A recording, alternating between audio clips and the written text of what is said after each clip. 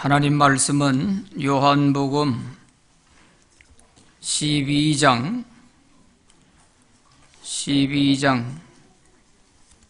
24절 25절 말씀입니다. 오늘은 위대한 헌신이라는 제목으로 말씀을 드립니다. 먼저 동영상 하나를 같이 시청하시겠습니다. 700여 년간 묻혀있던 연꽃 씨앗을 발굴해 복원한 연꽃이 경남 함안의 아라홍련입니다. 그런데 이보다 훨씬 앞선 1200년 전의 것으로 추정되는 씨앗이 나와서 싹을 틔우는 데 성공했는데요. 고려를 넘어 통일신라시대 연꽃의 부활이 기대되고 있습니다. 주우진 기자가 단독 취재했습니다. 700여 년 동안 땅속에 묻혀있다 세상에 나온 고려시대 연꽃 아라홍련입니다. 개량된 요즘 연꽃과 달리 꽃잎수가 적고 옅은 분홍색을 띠는 게 벽화 속 연꽃의 모습을 그대로 보여줍니다. 지난 2009년 경남 함안의 성산산성 발굴조사 때 나온 씨앗을 국내 처음으로 복원에 성공한 것입니다. 그런데 석 달 전 성산산성 추가 발굴 조사 과정에서 고려의 것보다 더 오래된 것으로 보이는 연꽃 씨앗 4개가 추가로 발견됐습니다. 고려시대 연꽃 씨앗이 발견된 집두지 한가운데서 또 새롭게 연꽃 씨앗들이 발견됐는데요. 최대 1200년 전, 그러니까 9세기의 것으로 추정되고 있습니다. 9세기 유물로 특정되는 기와와 항아리 등이 씨앗과 함께 발견됐습니다. 지금 2차 지수지에서 지금 씨앗이 확인되었는데 그 9세기 때에 이 성이 지금 2차 지수지가 조성되었기 때문에 최대 9세기까지 올라갈 수 있는 가능성이 있다. 이렇게 말씀드릴 수 있겠습니다. 씨앗은 현재 경남도 화훼연구소에서 키우고 있는데 4개 가운데 3개가 싹을 틔운 상태입니다. 발아한 씨앗은 내후년쯤 꽃을 피울 것으로 예상되는데 개화가 될 경우 1200년의 역사가 연꽃으로 연결되는 새 역사를 쓰게 됩니다. 통일신라 시대에 실제로 피었던 꽃을 우리가 다시 볼 수 있게 될 것이고, 그럼으로써 이제 아라홍련이나 함안의 브랜드 가치가 굉장히 높아질 것으로 예상하고 있습니다. 군은 정확한 연대 측정을 위해 연꽃 씨앗의 DNA 검사 등을 추진하고 있습니다. KNN 주우진입니다. 700여 년간 자꾸 보려고 그래요. 신기하죠? 700년, 1200년 전의 씨앗에서 싹이 트고 그것이 꽃이 피었습니다. 참 너무 놀라운 일 아닙니까? 아무리 세월이 많이 지나도 700년이든 1200년이든 아무리 시간이 많이 지나도 그 씨앗이 새 싹을 틔우고 자기가 썩어졌을 때 새로운 많은 열매를 맺게 되고 또 번식을 해나갈 수가 있는데 하나를 그대로 가만히 있으니까 지금 1200년 세월이 지났는데도 하나를 그대로 있는 거예요. 오늘 읽은 성경 말씀에 예수님께서도 이렇게 말씀하십니다. 요한복음 12장 24절 다 같이 읽어봅니다. 시작. 내가 진실로 진실로 너희에게 이르노니 한 알의 밀이 땅에 떨어져 죽지 아니하면 한 알 그대로 있고 죽으면 많은 열매를 맺느니라. 아멘. 방금 우리가 연씨앗을 보았듯이 자연의 이러한 원리처럼 우리 인간의 삶에 있어서도 이 원리를 적용해서 예수님께서 하신 말씀이에요. 자연의 원리를 인생에 적용한 말씀이죠. 그런데 이 말씀은 예수님에게 적용된 말씀입니다. 그래서 여기서 땅에 떨어져 죽는 한 알의 밀은 바로 예수님을 말하는 것입니다. 예수님 한 분이 십자가에서 돌아가심으로써 많은 사람이 구원받아 새 생명을 얻게 될 것을 비유로 하신 말씀이에요. 사실 예수님이 말씀하신 이대로 되어졌습니다. 하나님은 죄에서 인간을 구원하라고 자기 아들 예수님을 세상에 보내주셨습니다. 그래서 인간의 모습으로 세상에 오신 예수님은 사람들에게 자기가 세상에 오신 목적에 대해서 말씀하셨어요. 나는 죄인을 구원하기 위해 하나님의 보내심을 받고 세상에 온 하나님의 아들이다 하고 말씀하십니다. 때로는 자기에 대해서 성경에 기록된 성경 말씀을 자세히 설명해 주시기도 하고, 때로는 병든 자를 고쳐주시면서 내가 하나님의 아들이다 하는 것을 또 간접적으로 보여주시기도 하고, 때로는 기적을 통해서 자기가 하나님의 아들이심을 나타내 보여주시기도 하셨습니다. 특히 중풍병자를 만났을 때 그 중풍병자의 죄를 용서해 주시니까 그 병이 나아버린 사건이 있었죠. 이 기적은 예수님이 인간의 죄를 용서할 수 있는 하나님의 아들이시라는 것을 보여주신 것입니다. 뿐만 아니라 죽은 나사로를 살린 사건도 있지요. 그것은 예수님은 죽은 자도 살리실 수 있는 그런 하나님의 아들이시다 하는 것을 보여주신 것입니다. 그리고 예수님은 모든 사람이 죄인으로 여기고 있던 세리에 대해서도 그 세리의 죄를 용서해 주시고 하나님의 자녀가 되게 해 주셨습니다. 또 모든 사람에게 죄가 있으므로 누구든지 나를 믿고 회개하면 천국에 다 들어갈 수 있다고 가르쳐 주십니다.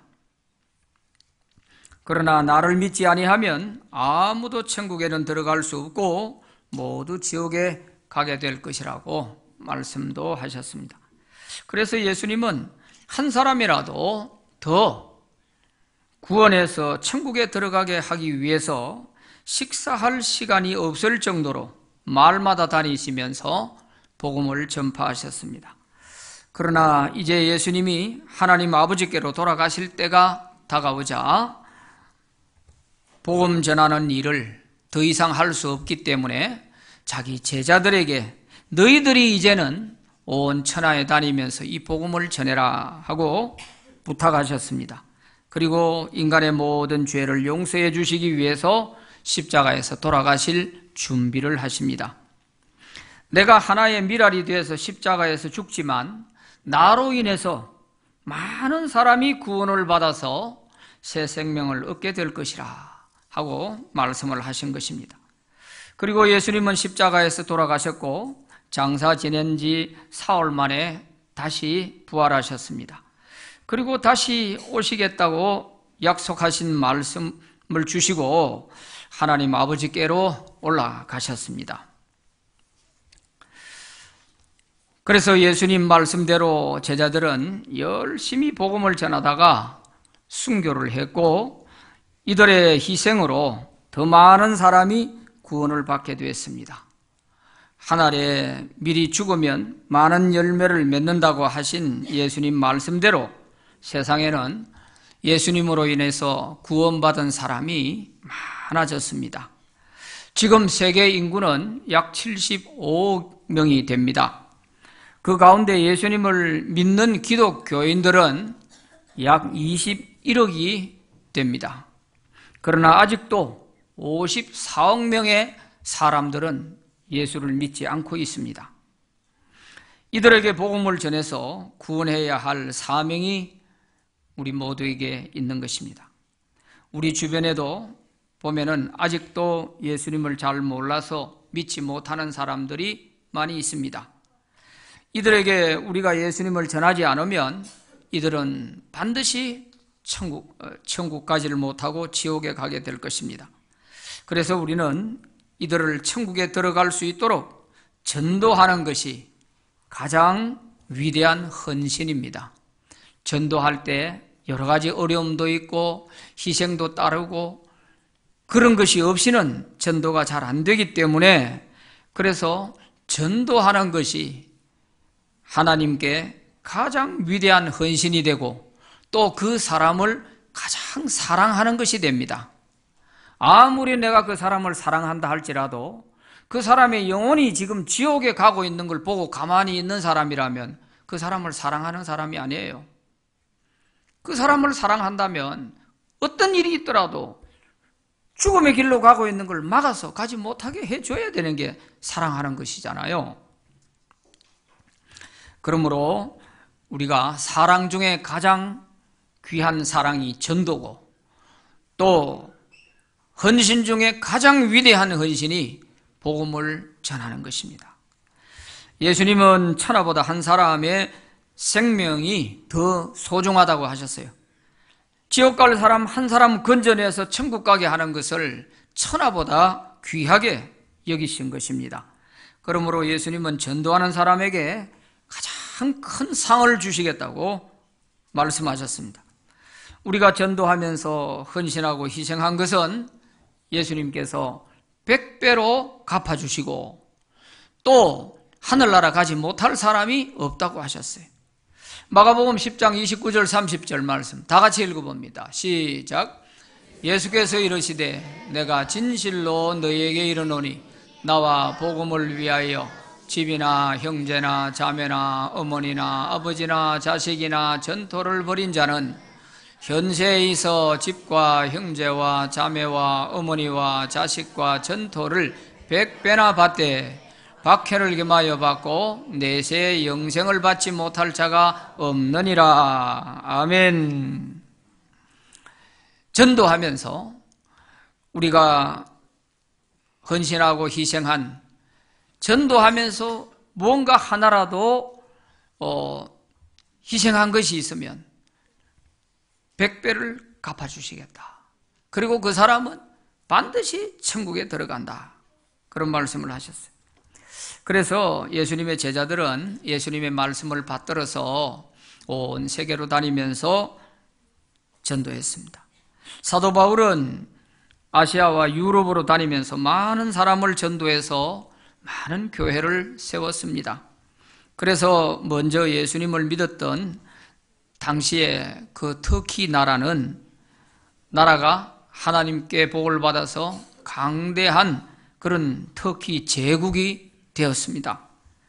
또 헬라, 마게도니아, 로마, 러시아 이런 유럽의 여러 나라들도 다 일찍 예수를 믿고 복음을 받아들인 까닭에 그들이 다 선진국이 되었습니다.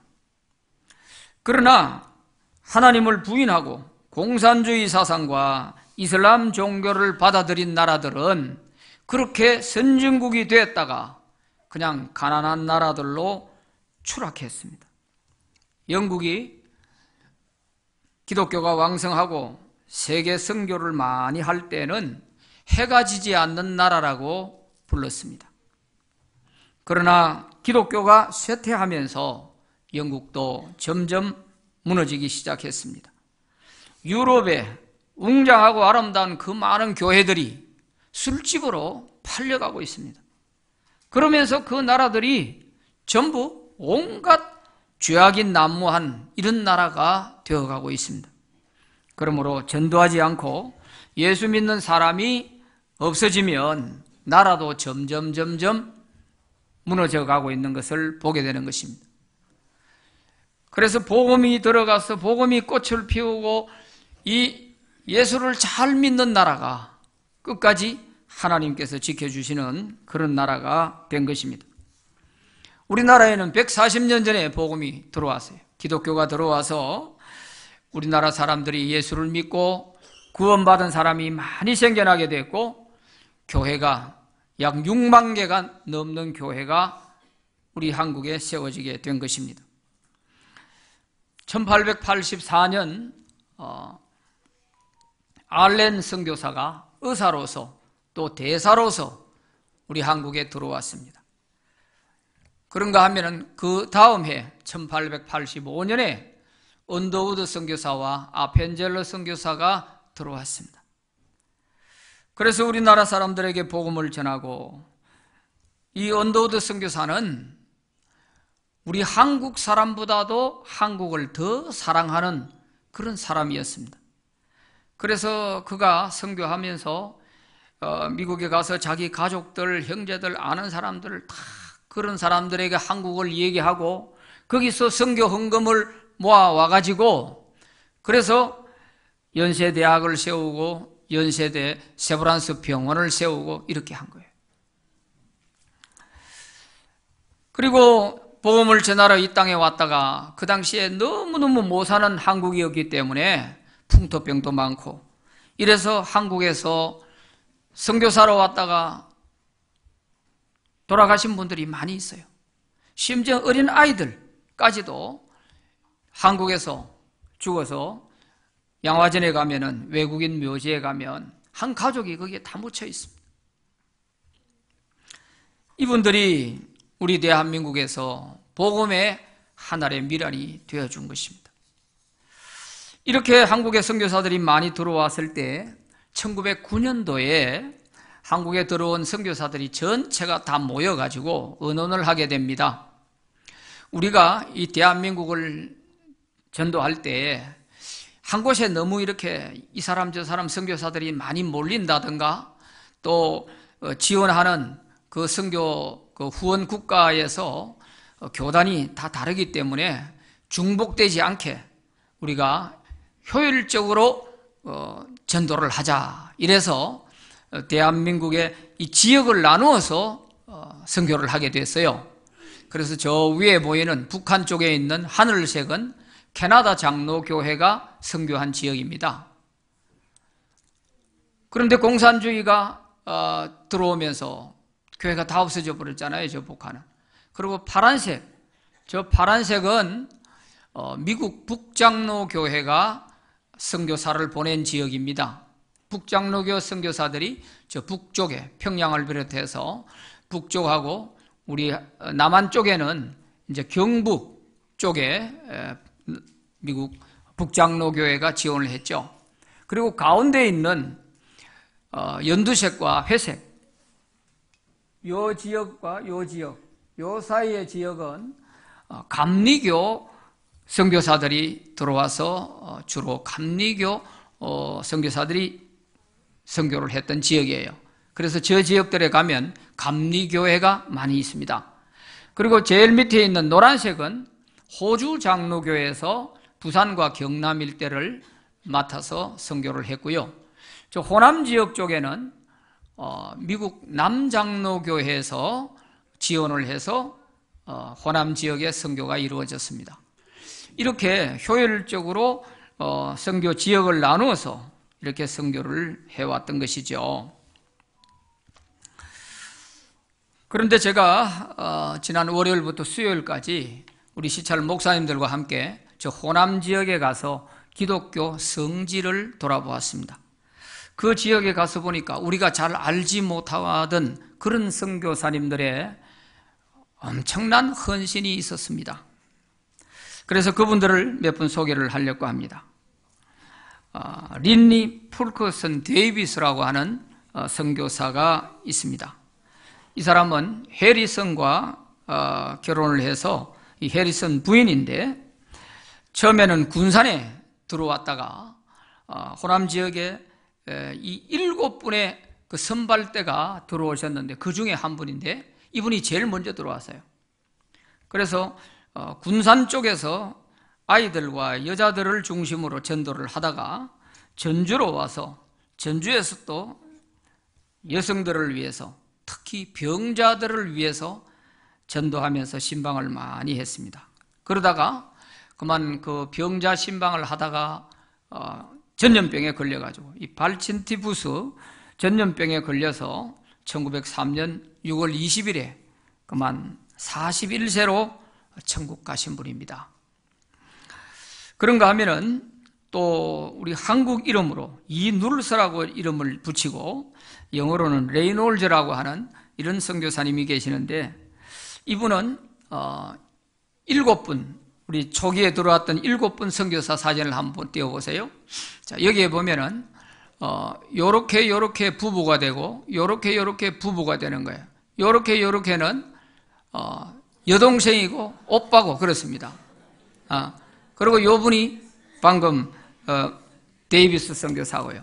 그래서 부부로 들어온 가정이 2가정이고 또 오빠와 여동생이 이렇게 같이 들어온 요 팀이 하나 있고, 그 다음에 한 분은 자기가 혼자 들어왔은 분이에요. 요 분들은. 그래서 7명이 같이 다 들어오게 됐는데, 이분들이 한국의 선교사로 들어오게 된 동기가 어떠냐 하면은 이분들보다도 한 10년 먼저 들어왔던 언더우드 선교사가 한국에서 선교를 하다가 이제 한국 실정을 잘 아니까 미국에 가서 선교 헌금도 좀 모을 겸 또 선교사들이 많이 필요하니까 한국의 선교사들을 좀 많이 오도록 하기 위해 가지고 신학 대학을 다니면서 강연을 했습니다.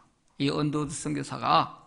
그래서 맥코믹 신학대학, 유니온 신학대학 이런 데 가서 강연을 하는데 이 언더우드 선교사가 한국에 대한 선교에 대한 강의를 듣고 이 7분들이 거기에 감동을 받고 내가 더 한국의 선교사로 가겠다. 이렇게 결단을 하고 오신 분들이 최초의 호남 선교 지역에 왔던 선발대 7분이에요.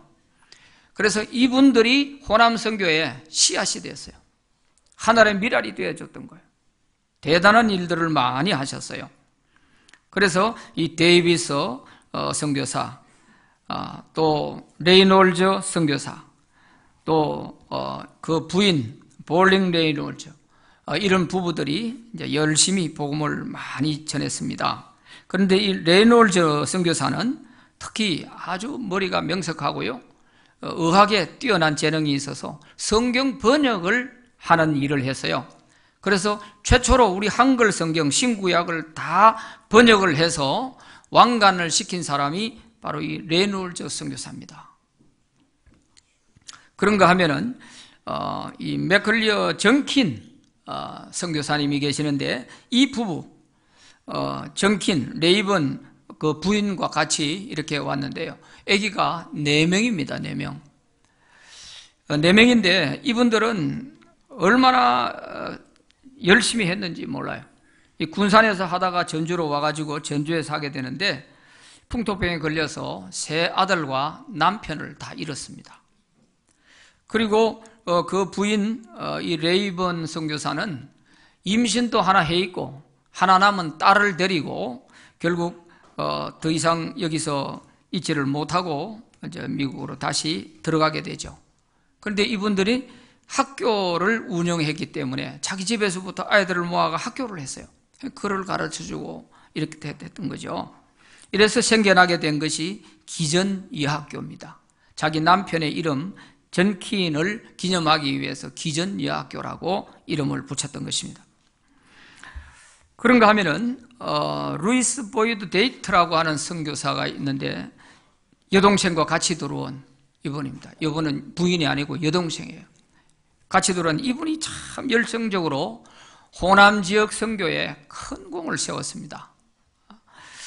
그래서 금산교회 그 전북에 가면 김제 그 금산교회가 있는데 그 금산교회 거기에서 말을 빌려 타고 호남 지역을 순회하면서 이렇게 전도를 많이 했는데요. 이분이 세운 교회가 78개의 교회예요. 이분이 세례를 베푸는 사람들이 1,500명이 넘는다고 그래요. 엄청나게 많은 일들을 했어요. 그리고 이 테이트 선교사는 전주 예수병원을 시작했던 마티 잉골드 그 선교사와 이제 결혼을 하게 됩니다. 이래서 그 여동생은 학교를 하고 이렇게 해서 호남 지역의 선교를 굉장히 많이 했던 사람이에요. 그리고 무엇보다 우리가 빼놓을 수 없는 사람이 마티 잉골드 선교사입니다. 이분은 전주 예수병원을 처음 시작한 분이에요. 그는 1896년에 미국 노스캐롤라이나 주에 있는 볼티모어 윈스롭 여자의과대학에서 수석으로 졸업했어요. 공부를 아주 잘한 사람입니다. 그리고 그가 이제 한국의 선교사로 자원을 했어요. 1897년에 9월 달에 인천에 도착을 합니다.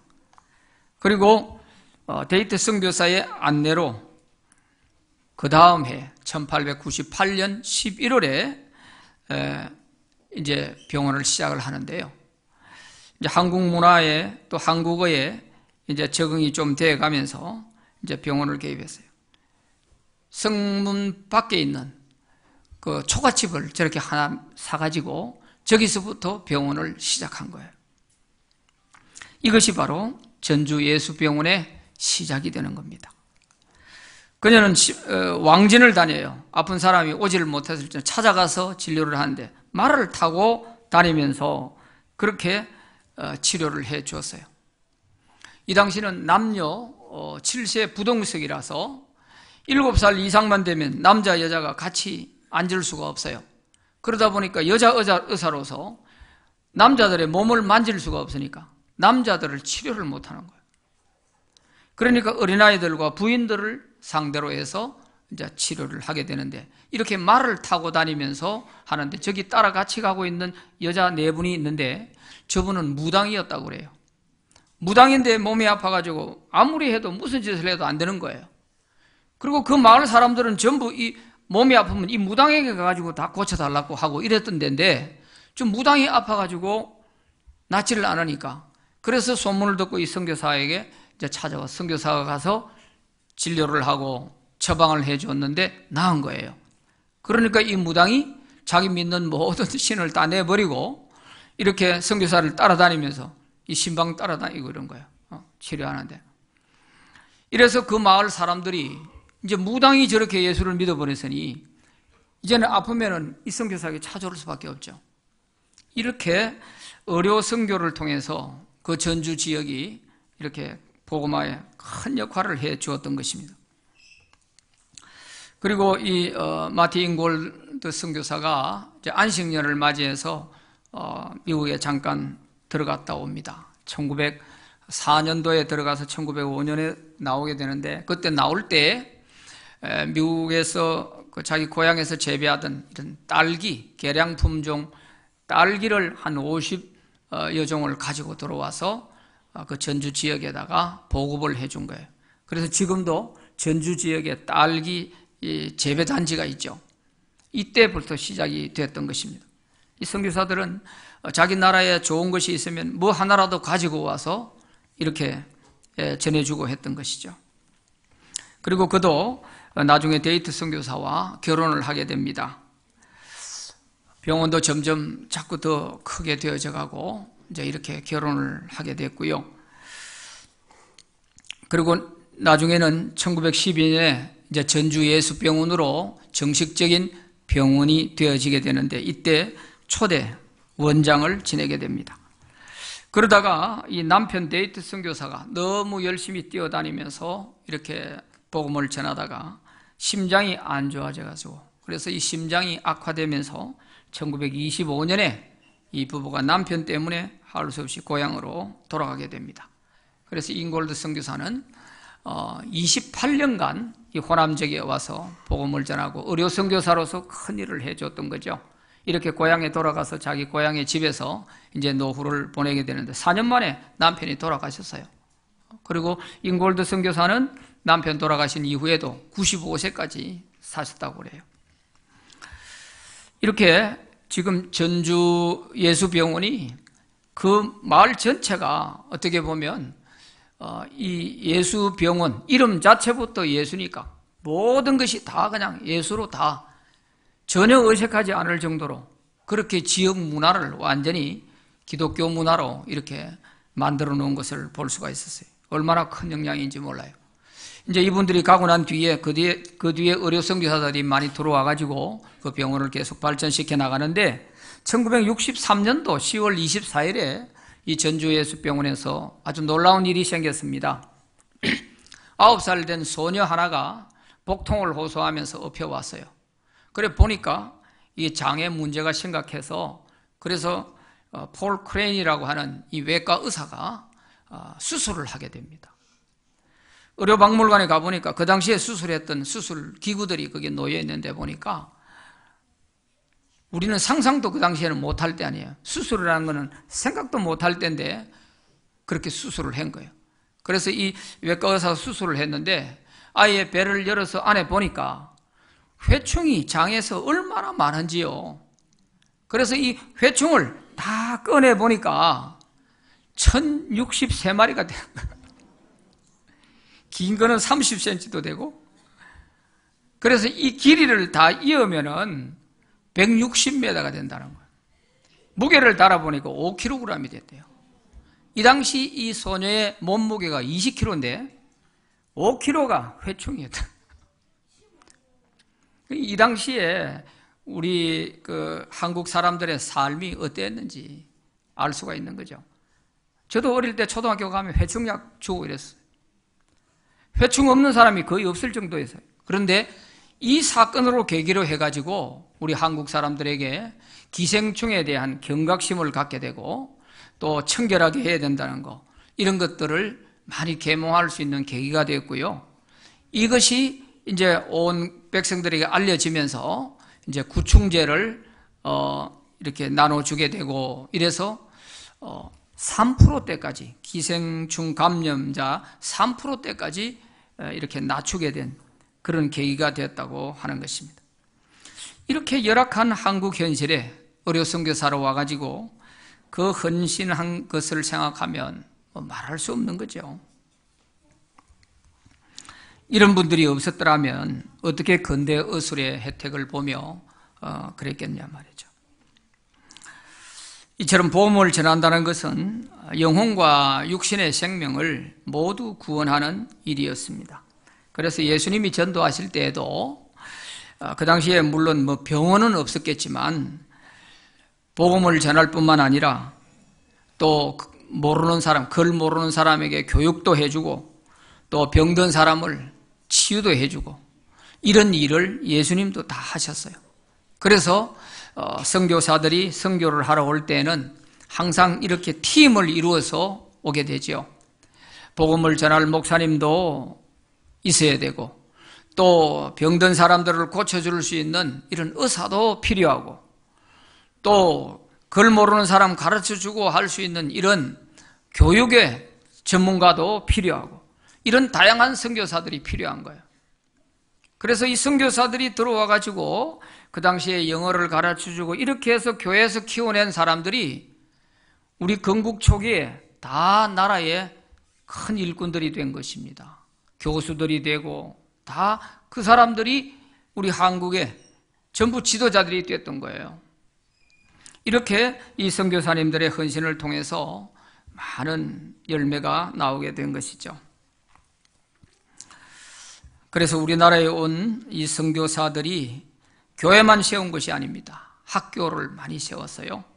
학교도 세워서 공부할 수 있도록 해주고, 특히 이 당시는 여자들은 공부를 안 시켰잖아요. 그런 상황에서 선교사님들이 들어와서 여자 학교를 세워서 여자도 공부를 해야 된다. 이래서 공부를 할 수 있게 만들어 준 것이죠. 병원도 세워주고 이런 많은 혜택을 베풀어 주었던 것입니다. 이들이 돈 벌어서 자기가 잘 살려고 했으면 이런 열악한 환경이 가난한 한국에 나와서 뭐 때문에 그런 고생하겠어요? 의사로서 잘 먹고 잘 살 텐데. 그런데도 예수님을 생각하니까 구원받은 사람으로서 아직도 예수를 모르고 지옥 갈 사람들, 저 사람들을 구원하고자 하는 그 마음, 그 열정 하나를 가지고 이 한국에 나와서 때로는 순교를 해가면서 이렇게 복음을 전해 주었던 것입니다. 그래서 오늘 우리도 많은 이런 선교사들을 통해서 복음을 듣고 구원받고 우리 한국이 이렇게 잘 사는 나라가 됐잖아요. 그러니까 우리 한국도 이제는 외국의 더 어려운 나라에 선교사를 보내서 복음을 전하고 선교를 하려고 하는 것이죠. 그래서 오늘 특히 우리 아동부, 초등부 아이들이 지금 함께 참석했는데 이 아이들을 위해서 기도 많이 해주시고 이 아이들에게 꿈이 필요한 거예요. 예수 믿고 구원받은 사람으로서 나는 앞으로 어떻게 살 것인가? 나도 이런 꿈을 가지고 하나님 나라를 위해서 헌신하는 이런 사람이 돼야지 하는 이런 꿈을 가져야 하나님이 여러분들이 그 꿈을 보고 복을 주셔서 또 그 길을 열어주시는 거예요. 그래서 우리 아동부에서 또 우리 중고등부에서 청년들에게서 정말 하나님께 쓰임받는 이런 큰 일꾼들이 많이 나올 수 있도록 그렇게 기도 많이 해주시면 좋겠습니다. 복음을 위해서 전도하고 선교하는 일을 위해 헌신할 때 하늘의 복과 땅의 복을 우리가 받을 수 있는 가장 확실한 길이 되는 것입니다. 우리 교회가 선교하고 있는 8개의 나라에 또 68개의 교회, 학교 이런 것들이 세워져 있는데 그것을 통해서 많은 학생들이 정말 자라고 또 구원받는 사람이 많이 생겨날 수 있도록 기도 많이 해주시면 좋겠습니다. 우리 교회가 하나님께 크게 쓰임받는 그런 복받는 교회 되기를 바랍니다. 기도합시다. 하나님 아버지 감사합니다. 하늘의 밀알이 되어 땅에 떨어져 썩어지면 많은 열매를 맺는다고 예수님이 말씀하신 대로 하늘의 밀알이 되어 우리 대한민국에 와서 복음을 전해주고 병자들을 고쳐주고 또 학교도 갈 수 없는 인민족에게 학교도 지어서 공부할 수 있도록 해주었던 그런 초기의 선교사님들의 그 헌신이 오늘 이 대한민국을 이렇게 좋은 나라로 만들어 주셨습니다. 이런 많은 사랑을 받았기에 오늘 우리도 이제는 꿈을 가지고 더 어려운 나라에 이 복음을 전하고 그들을 선교할 수 있는 이런 복된 우리 대한민국이 되게 하시고 또 우리 교회가 이 일에 크게 쓰임받게 하여 주옵소서. 우리 교회에서 자라는 우리 학생들이 정말 하나님 앞에 귀한 꿈을 가지고 이런 선교사님들처럼 하나님께 크게 쓰임받는 그런 복된 아이들로 잘 자라게 하여 주시옵소서. 예수님 이름으로 기도하옵나이다. 아멘.